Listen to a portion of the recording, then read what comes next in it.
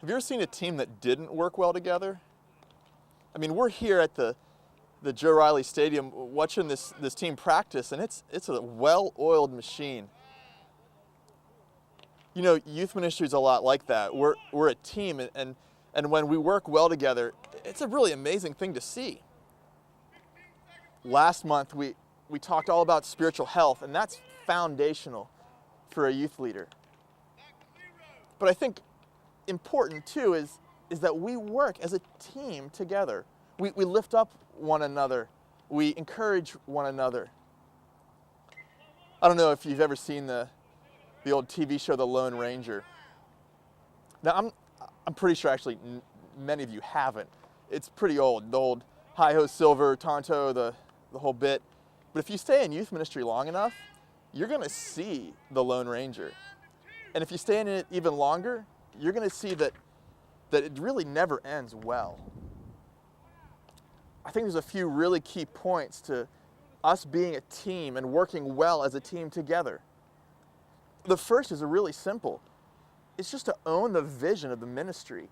I mean, Basic Impact exists to see families and their teenagers come into a transformational relationship, the power and presence of Jesus Christ. That gives us purpose and reason for all that we do, for every conversation and every gathering, every small group meeting. How do you own that vision?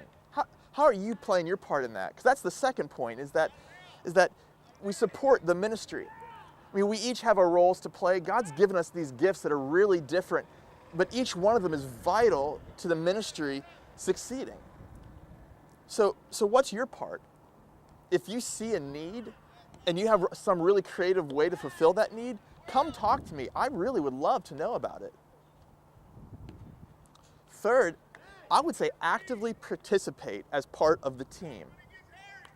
Now, it's one thing when we herd all the students up into Sam's Hall, but if we're going to play a game, get in there with them. Get right next to the students.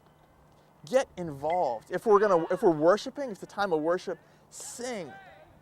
If it's the time of teaching, engage. Listen, if you're leading a small group, ask those questions you might already know the answer to, but odds are that ninth grader sitting next to you doesn't. Finally, I would say play your part. By knowing the expectations that are on you, you'll simply enhance the team. It's amazing, they're just doing some drills out here, and each person knows, almost as a reflex, what their part is in this team. Here's something for you to chew on. Some homework for this week.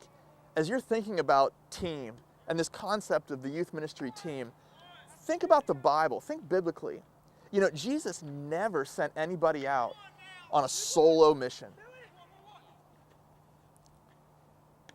He always sent the disciples out in pairs, in twos. Paul never left out of Antioch alone. He would always take with him a group of people. I think about Barnabas or Timothy. How are we part of a team? Take a second, look up the book of Ephesians. Read Ephesians 4:16. Answer this question in the comment section below this video. What are some problems that happen when a Lone Ranger tendency develops? Have you ever had any of those moments? Maybe you'd just like to share some and give the rest of us an example. Finally, what do you think? How can you better strengthen the student ministry?